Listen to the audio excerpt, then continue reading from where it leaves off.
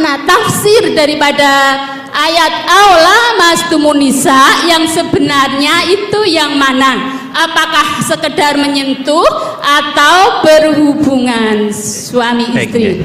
Demikian pertanyaan. Terima kasih. Assalamualaikum warahmatullahi wabarakatuh. Waalaikumsalam warahmatullahi wabarakatuh. Sebelum menjawab, monggo Pak Ketua Umum Yayasan Senior Prof. Warsono bergabung, ya. Bukan baru hadir, ya. Ya, baik. Sambil menunggu beliau, ya makanya.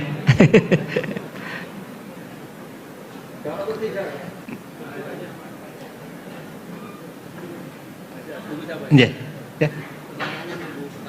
Ya, ini biar nunggu masuk dulu ya. Ya. Baik, Ibu Bapak, tampaknya dua penanya dulu.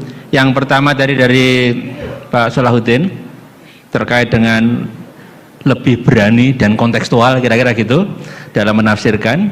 Kemudian yang kedua, monggo ini Pak Suwasana Muhammad, Ketua Umum Pengurus Senior Pak Kures, ya. Ya. Ya, ya. Kemudian yang kedua, pertanyaan dari Bu Muntoha terkait dengan tafsir aula mastumun nisa. Ya, nah, yang mungkin yang pertama, yang kedua Gus dulu ya, monggo Gus. Yang kedua loh ya. Ya, yang kedua.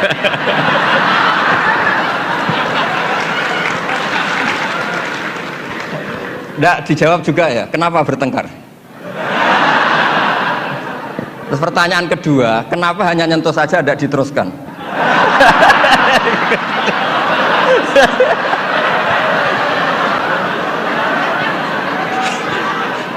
Nggak dikasih mic juga. Ya satu ya, pertanyaannya kenapa bertengkar? Jadi bertengkar dalam arti bercanda ya, tidak bertengkar yang serius dengan nafsu amarah tidak. Tapi ini bertengkar dalam arti memperdebatkan tentang ayat yang berbunyi aula mastumun nisa tadi, aula mastumun nisa. Setelah nyoba menyentuh kok kenapa suami nggak tertarik meneruskan? Itu pasti Pak. Itu pasti. Sebab kan ditinggal wudhu lagi tadi. Sebab waktu sholat, waktu untuk mengerjakan sholat, dan saya sengaja menggoda suami karena berpendapat bahwa menyentuh itu adalah menyentuh kulit, hanya menyentuh kulit adalah batal wudhu. Nah, makanya beberapa kali saya goda. Kalau nanti pertanyaan Gus Baha dilanjutkan.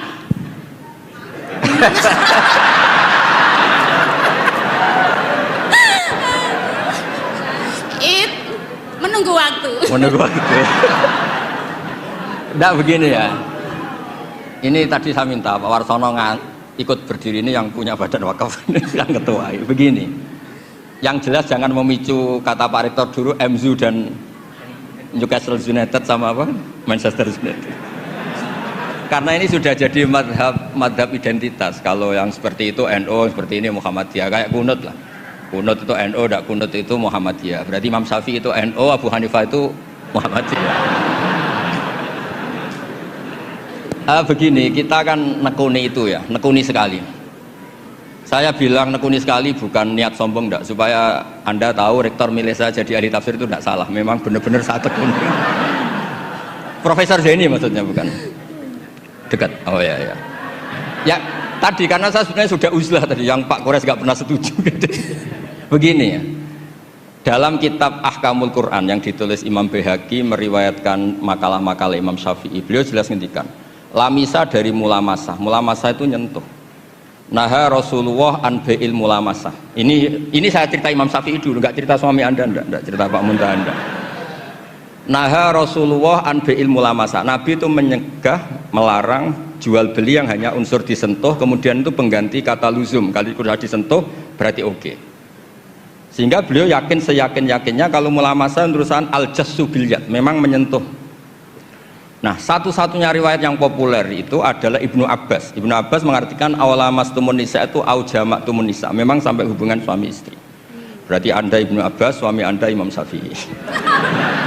Nah, Kiai Jawa itu paling pinter ngerekayasa hukum. Kiai NU itu kalau keseharian kalau tersentuh istrinya memang wudu. Kalau banget diteruskan, cantik banget diteruskan. Saya ulang lagi ya, Kiai NU kalau disentuh istrinya wudu. Kalau cantik banget diteruskan. Nggak nyindir ini cerita aja. Gitu. Pengalaman Gus Ba. Ya, alhamdulillah berarti cantik banget. Nah, tapi kan madhab Syafi'i itu ada problem, yaitu beliau meyakini dan hampir semua ulama meyakini kalau tawaf itu harus suci.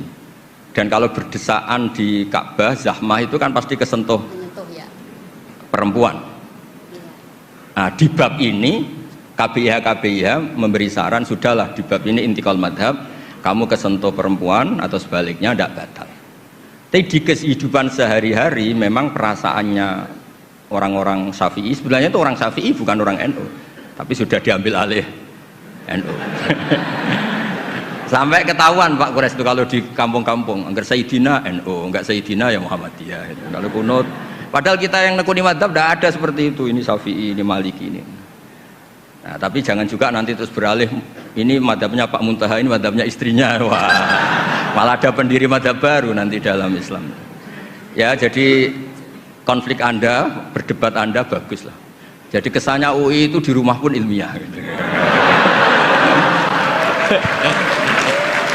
Jangan sampai debat begini, itu gaji kamu di UI hanya sekian, tuntut Pak Warsono, jangan gitu. Itu kan tidak ilmiah. Alhamdulillah lah, itu bagus. Teruskan saja debatnya. Ya jelas ya, memang begitu riwayatnya begitu. Ya Anda nanti terserah. Kalau dalam ilmu tasawuf, madhab itu gampang. Kamu yakin tidak ketemu Allah dengan pendapat itu? Madhabun al-qawwahabi, kalau dalam ulama, hadza madhabi al-qawwahabi. Ini pendapat saya yang sampai ketemu Allah itu saya siap. Makanya saya ini bukan sok-sokan ini mengatur di depan Pak Kures, saya tidak mungkin bohong.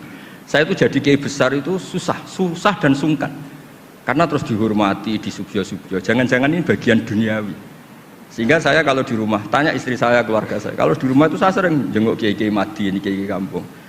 Ini sebagai kafaro saya, jangan-jangan saya kenal rektor UI itu bangga, kenal ketua badan wakaf bangga. Sehingga ini urusannya hanya bangga-bangganan, keren-kerenan.